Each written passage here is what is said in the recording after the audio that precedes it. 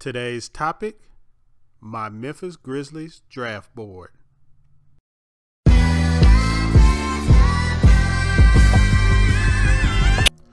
Welcome back to Hustle Hoops. Make sure you like this video, subscribe to my channel, and hit the bell for notifications so you can be in the game. Now, today we're going to talk about the 2018 draft board as of April 7, 2018 for specifically my Memphis Grizzlies. Yes, my Memphis Grizzlies. So these are going to be how I have the players ranked for the Memphis Grizzlies as far as the future, present, you know, what's going on now with the team, how the roster is constructed, and how I feel the roster should be constructed in the future with this draft pick. Now, one thing that I have to say is that I do not really give much consideration to Mike Conley and Marc Gasol still being on the team as far as with the top 5 pick, because with the top 5 pick, I'm just not considering what a 30-year-old and a 3-year-old player, what their present skill level is, because they're not going to be here with this guy when he hits his prime. So it's no sense in trying to fit our draft pick, our top 5 draft pick, into a roster that's going to suit Mike Conley and Marc Gasol. That's just me. That's just my opinion. That's just how I feel about it. So my top 10 is going to reflect that.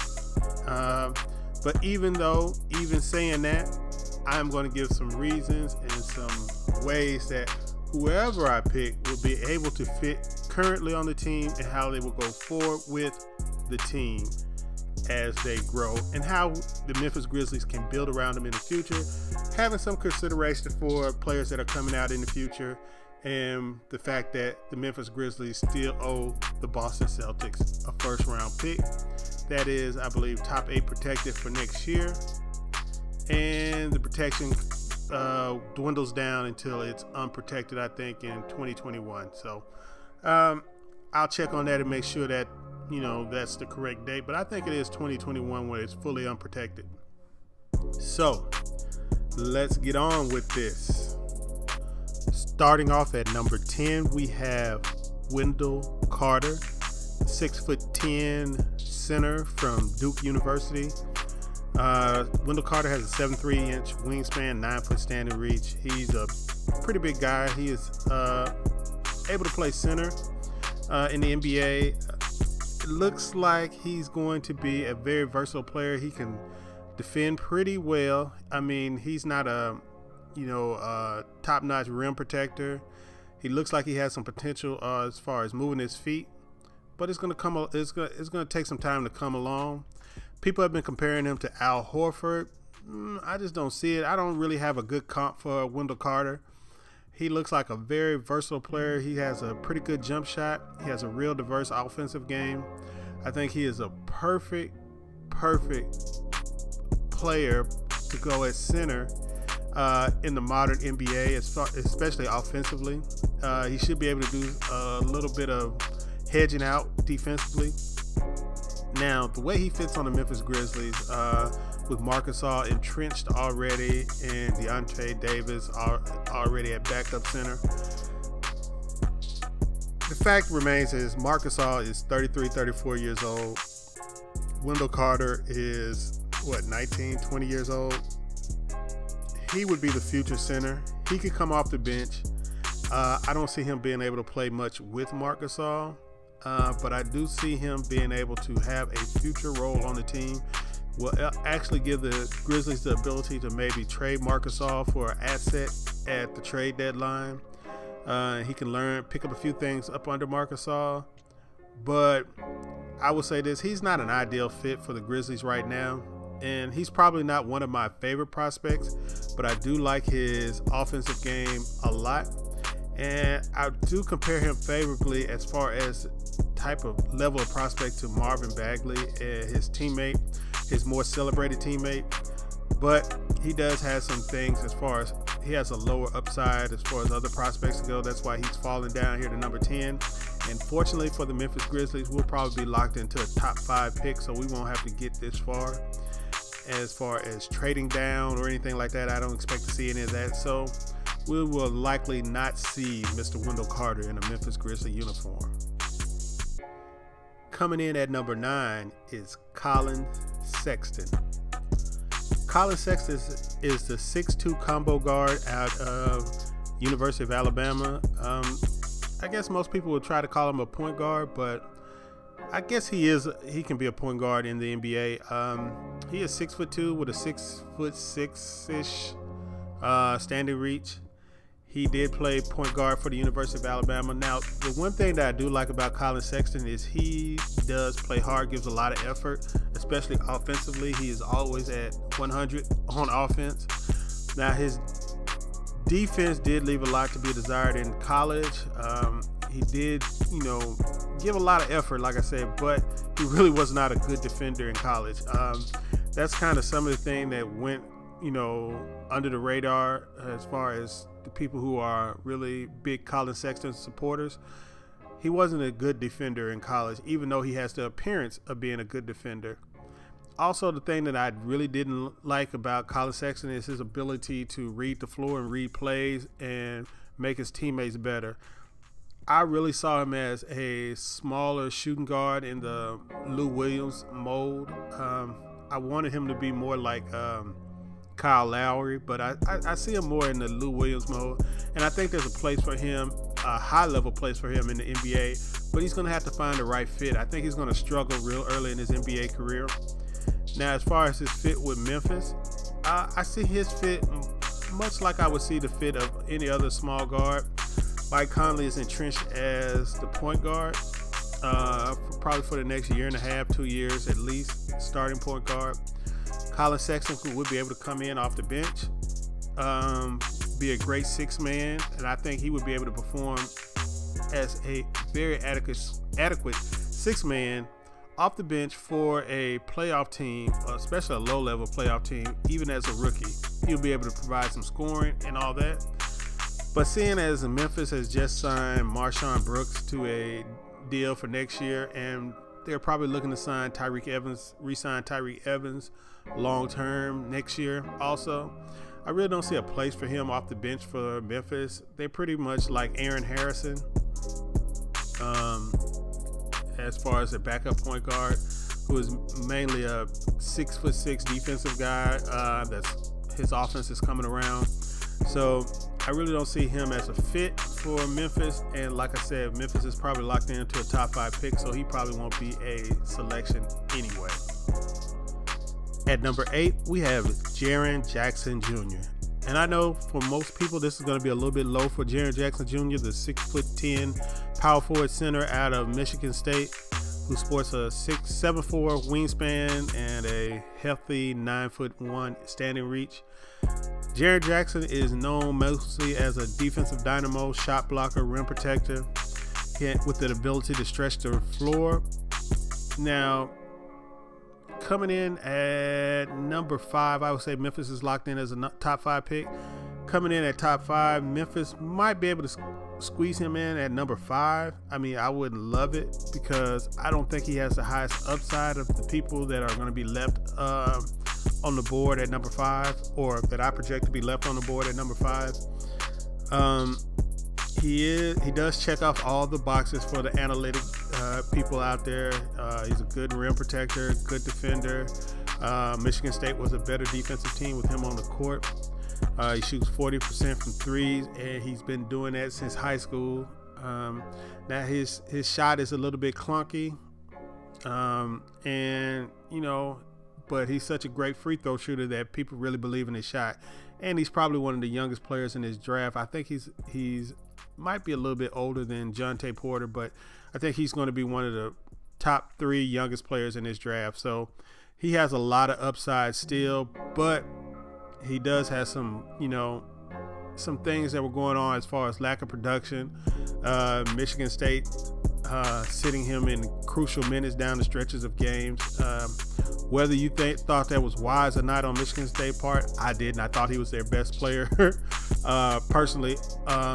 So I didn't think sitting him was the answer. I think he should have been played more at center in college, and I think he would have been even better as a freshman. But his fit on Memphis is pretty natural. Him and Marcus Gasol could play together. He could easily play the power forward position and provide rim protection. The only thing with his fit with Marcus Gasol is he also is a light rebounder, just like Marcus Gasol. So they probably still have some problems on the glass, especially the defensive glass, and killing defensive possessions, which has plagued Memphis in the last couple of years. So that would leave something to be desired, but eventually he would be Marcus Gasol's replacement at center, and they'd be able to build a pretty nice little team around him. Now, most of these picks, like the first two picks, Colin Sexton and Wendell Carter, I wouldn't be for them, being chosen, especially with a top 5 pick. With Jaren Jackson Jr., I would be a little bit more agreeable to them picking Jaren Jackson Jr. At like number 5 if the top 4 guys that I liked were gone, or even probably as high as number 4, depending on the health of other players above. So yeah, the 8th on my board, I have Jaren Jackson Jr. 7th on my big board for the Memphis Grizzlies is Mohamed Bamba. Now, Mohamed Bamba is a 7-footer out of University of Texas with a 7'9" wingspan. He's probably going to be the longest player in the NBA from day one when he gets to the league, and he'll probably be that for a couple of years because there's some pretty long players coming into the league in the next few drafts. But Mo Bamba is he's kind of rail thin, especially in the lower body. He's got some real small legs, but he's gotten some definition in the last year and a half in his upper body. So hopefully he can get the same going with his legs. Now he's much more fluid than Jaren Jackson Jr. They're probably about the same level of shot blocker. Jaren Jackson Jr. is probably a little bit more intuitive defender, especially team defender. Mo Bamba, to me, when I'm watching him, Mo Bamba was able to move a little bit better than Jaren Jackson on the perimeter as far as tracking drivers and things like that, and being able to come up with the block at the rim. So he's one of the players that I really did like this year, and coming into this season, he was probably my number 1 prospect as far as overall, because I anticipated Memphis having a lottery pick. I didn't know we would be in the running for the number 1 pick, but I did anticipate us having a lottery pick. So Mo Bamba was one of my top prospects coming into the draft. Now, as far as his fit now, I see his fit much like I see Jaren Jackson's fit. I think he would be able to slide to power forward with Marcus Gasol and provide a very, very long twin tower-ish stand-up. Now, his shot is not as advanced as Jaren Jackson Jr. His shot is still a work in progress, so he'd probably be more the traditional center, but with Marcus Gasol's ability to hit 3-pointers, that probably wouldn't be a problem. He would serve more as the dive guy in pick and rolls and let Marcus Gasol spread the floor, set up in the corner and things like that. And Mo Bamba would be able to run pick and rolls with Mike Conley, and I think he'd be a good fit in Memphis as a rookie. And I think he'd be able to start as a rookie. And I think he'd be able to provide a different look for other teams, that are not used to Memphis having a great shot blocker. And he is a great defensive rebounder. So it'd be two good qualities that Memphis has lacked in the last few years. And I think he'd be a great fit in Memphis. At number 6, we have Mikal Bridges, the 6'7" wing player out of the national champions, Villanova Wildcats. He is a defensive 3-and-D player. He is going to be a plug-and-play player in the NBA. He can basically fit on any team, so there's no question about his fit in Memphis. There is no team in the NBA that couldn't use Mikal Bridges as far as that small forward, shooting guard, off the bench, whatever role you want to have him in, he can fit. His shot is real. He can provide floor spacing. Now, his handle isn't up to par, so he's not going to be one of those guys that creates off the wing for you, but he is going to be able to defend at least early 1 through 3. He probably will struggle early with the bigger stronger small forwards, and I don't see him being able to defend these guys that swing out to power forward like some other big small forwards can do. He's going to have to do a little bit with his strength, and he does have a little tick in his defensive game with being able to stop penetration, but hopefully that's something that he can work on when he gets some NBA defensive training. So like I said, his fit in Memphis is pretty natural. Memphis needs a small forward like nobody's business. He can slide in and fit at the small forward, and it'll be an upgrade to what they had the year before last when they were trying to stick Vince Carter in and all these other role players and journeymen in small forward. So he would be a great fit, and he would probably help them get to the playoffs more than any other players that have been listed before. He would help them return to the playoffs pretty quick. I mean, he won't elevate them to a top 4 seed or anything like that, but he will probably elevate them into the same realm where you see Denver, Minnesota, and Oklahoma City at right now. Now at number 5, it's going to probably be a little bit controversial of who I have at number 5, but as far as fit and my personal feelings, the number 5 guy I have for the Memphis Grizzlies is DeAndre Ayton. Yeah, I know. He's number 1 on most people's boards. He's number 1 on most people's mock drafts and everything like that, and everybody is salivating over DeAndre Ayton. But for me personally, watching him this year, and I watched a lot of his games, I mean, I see it and I don't see it. It's like when you watch him over again, I mean, if you came off watching him in the Pac-10 tournament, you're probably real impressed with him. And I know I was real impressed with him. And he did some things in the Pac-10 tournament that were just crazy, especially offensively. He is going to be a great rebounder. He is going to be a 20 and 10 guy probably from day one. As a rookie, he'll probably be 20 and 10. He'll probably shoot a pretty good percentage as a rookie.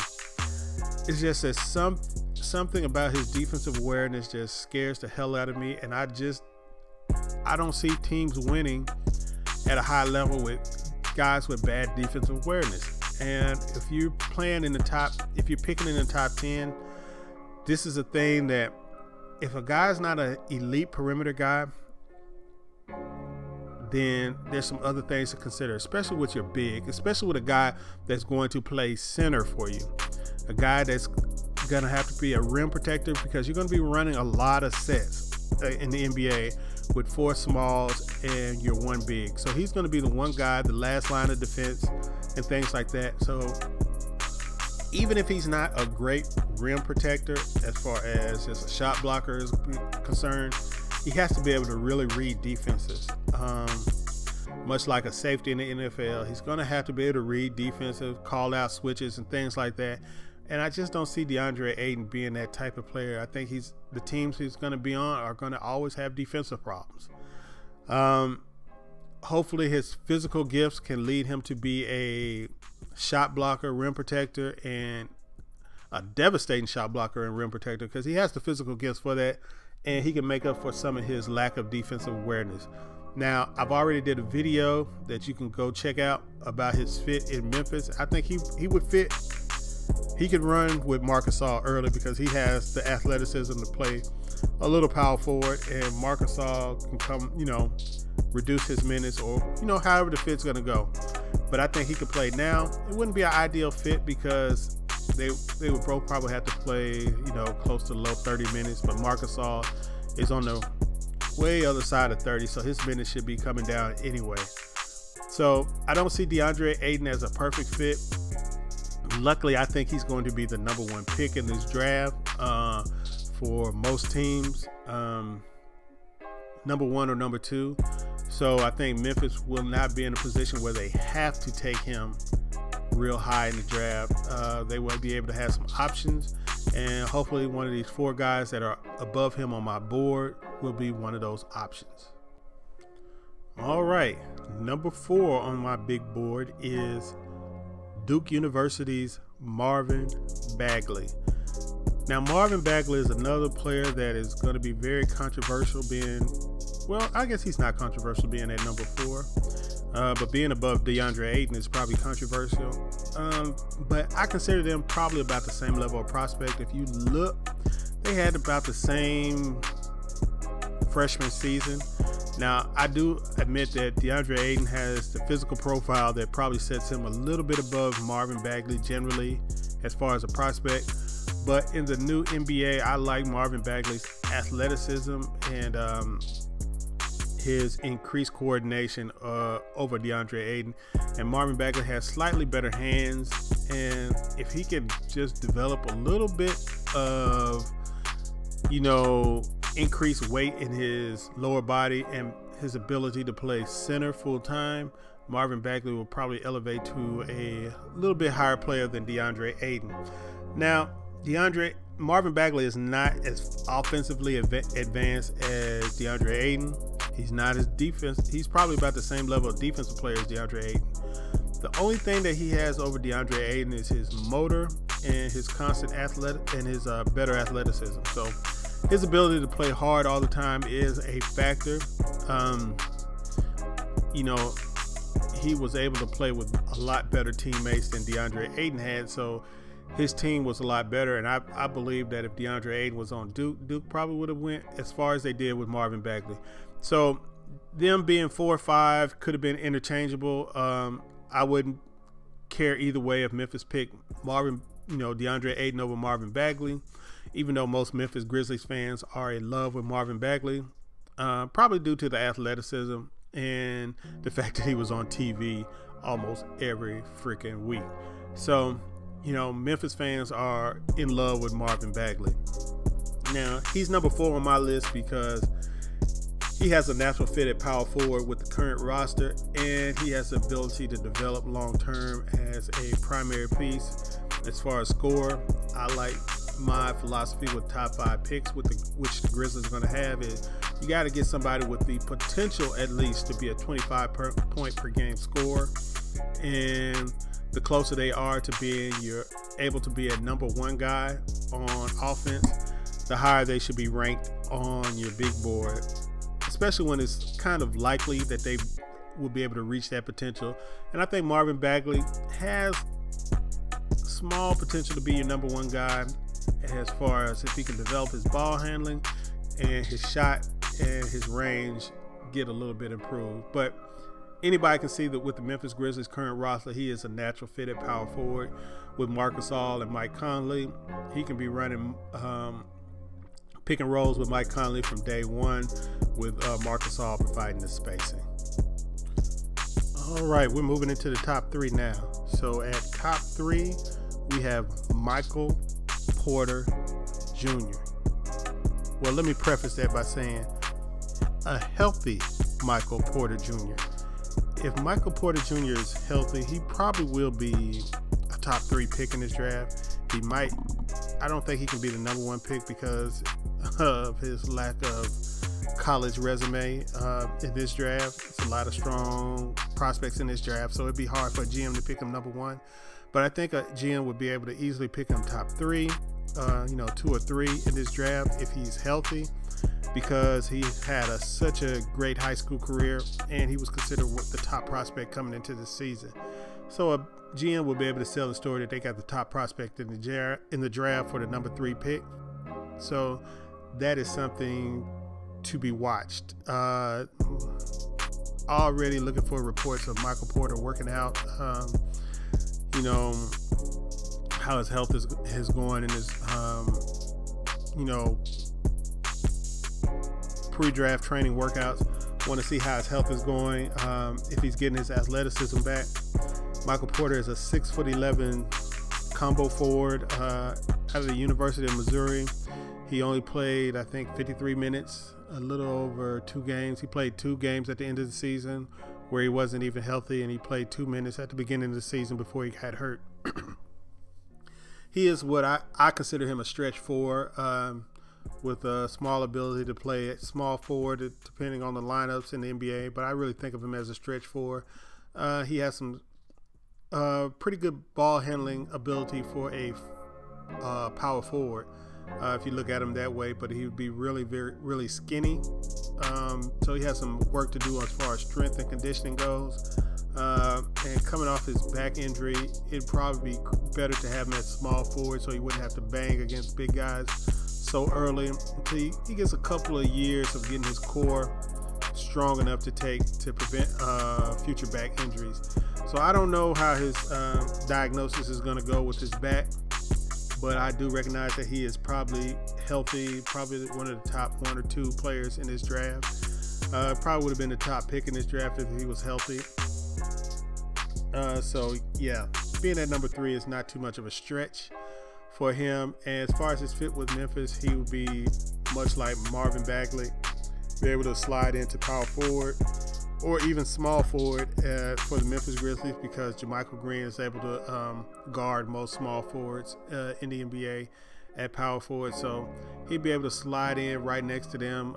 They can run the lineup of Mike Conley, Dylan Brooks, Michael Porter Jr., and JaMychal Green and Marc Gasol. And Michael Porter Jr. would probably be the best offensive player the Grizzlies have had since Pau Gasol and I guess Zach Randolph in his prime. But as far as pure offensive scores, I would have to give it to a Pau Gasol or Michael Porter Jr.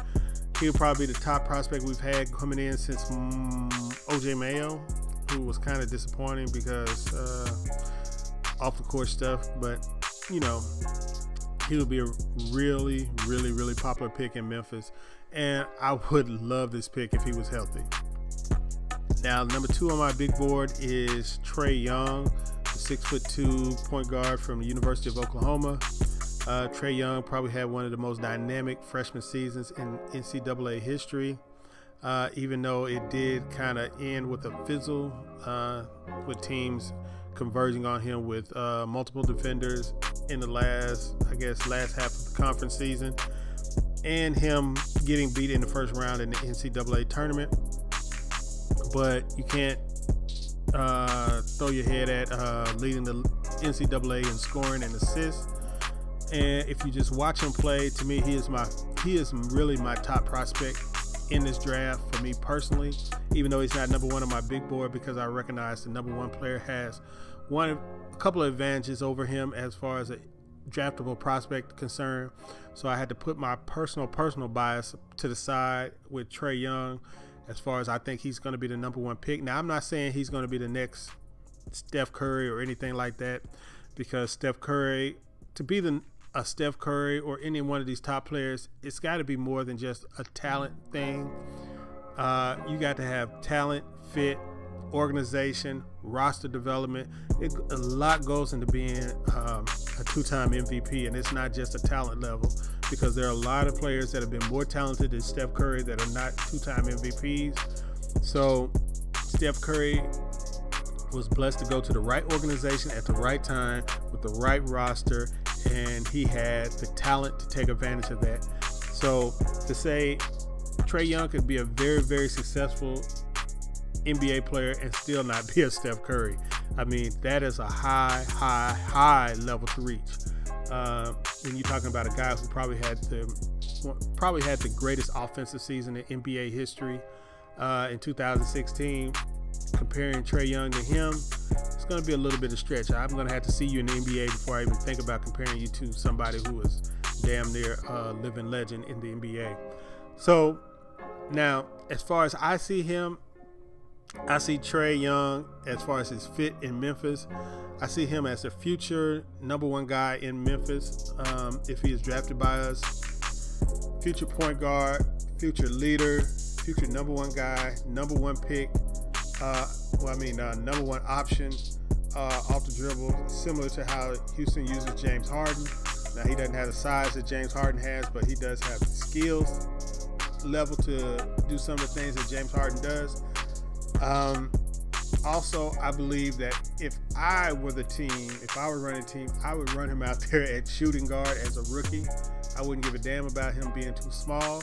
And the reason why I say this is because I've seen a lot of things in the NBA, and the one thing that I'll point to is the Green situation in Golden State.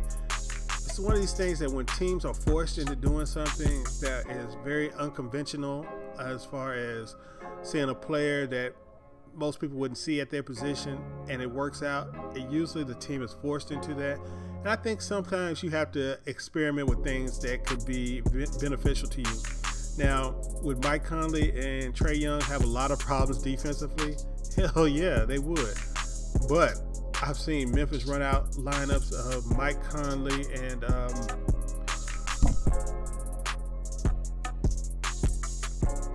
Mario Chalmers. So if Mike Conley and Mario Chalmers can have some success as a backcourt in the NBA, you're not going to be able to convince me that Mike Conley and Trae Young cannot have at least some kind of success offensively as a backcourt in the NBA. Now, you might not want to do that initially. I don't know. It depends on how much nuts you have as an NBA coach, and I don't think there's a lot of NBA coaches with the nuts to start a backcourt of Mike Conley and Trae Young. But bringing Trae Young off the bench to be your Super Six man and maybe get 28 to 30 minutes a game in the Lou Williams fashion, that shouldn't be a problem. And I think he can be a big-time scorer as a rookie, much like Ben Gordon was for the Chicago Bulls when he was a rookie. So there's a precedent for this happening in the NBA, a rookie coming in and being the sixth man and making a huge impact on the team. And I think Trae Young can have a similar impact as Ben Gordon did for the Chicago Bulls as a rookie for Memphis, and will provide scoring that they need and elite outside shooting that they need and increased ball handling.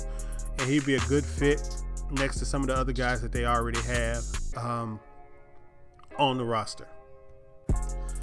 All right, to close this out, we have at number 1 on the big board, the guy I think should be the number 1 pick for probably all of the teams in the lottery. My guy who should be number 1 pick in all the teams that got on the lottery is Luka Doncic. The guy, and the reason why I have Luka as number 1 pick over my number 1 guy, Trae Young, is because of the size.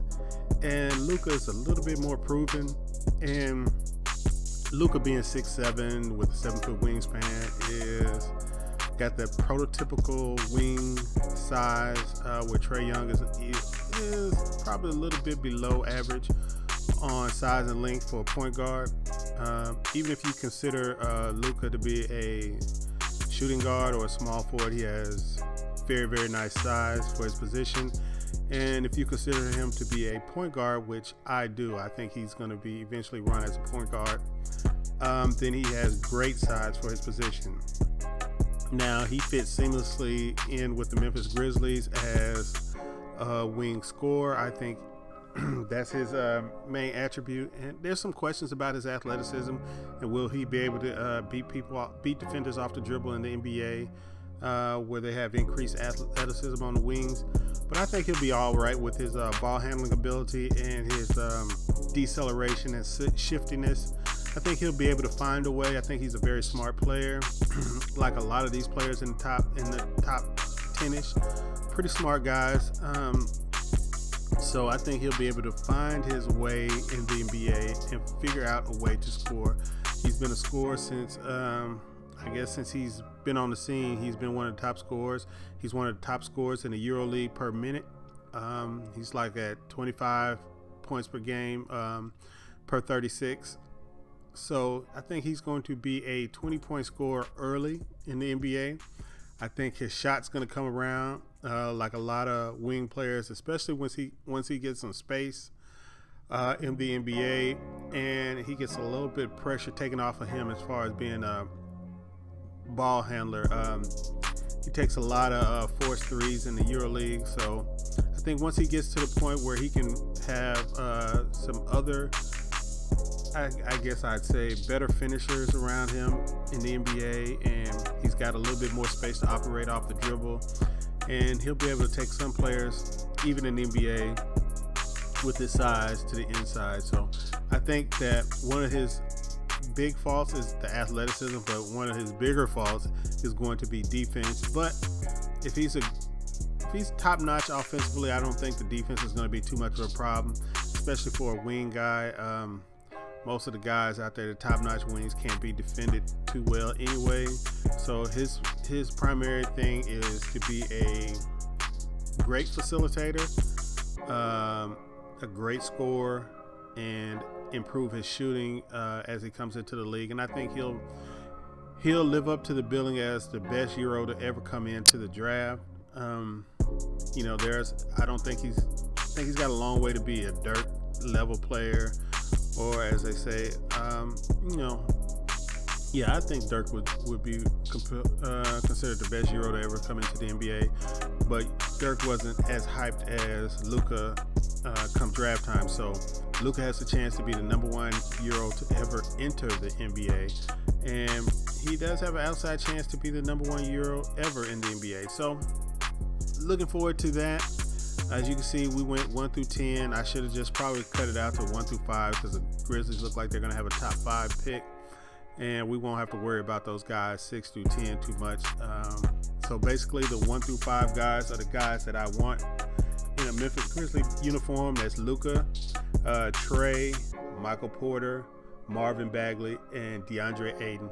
Out of those 5 guys, I expect to see one of them in a Memphis Grizzlies uniform come the beginning of the 2018 Summer League in Las Vegas. I'm not sure if I'm going to get out there for that, but I expect to see one of them in uniform.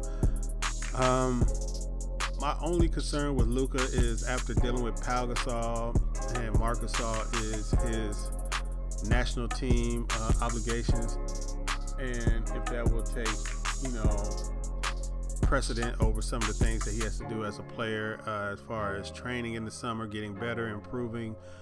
Summer League also, I don't know what the schedule is for the international play this summer, but those are some concerns. I'd like to see Luka, if he's drafted by the Memphis Grizzlies, to be ingrained as a player as far as coming to the summer camps that they hold prior to Summer League, and being able to fully participate in Summer League, you know, getting ready as a rookie and getting acclimated to NBA rules, the NBA game, and NBA athleticism. Because although the Summer League is not nearly as high level as the NBA, the athleticism will be a step up from the Euro League, and we'll be able to get to see Luka's ability to attack athleticism off the dribble. And I think people are going to be pleasantly surprised with his development. Anyway, this video has gone on long enough. This is Hustle Hoops. Make sure you subscribe to my channel, hit the bell for notifications, like this video, and share this video. And let me know, who do you think are the top 5 prospects the Memphis Grizzlies should be considering? The top 5 prospects that Memphis Grizzlies should be considering in the 2018 NBA draft. Put those in the comments below, and if we can get 100 likes on this video, we will have a giveaway. Peace.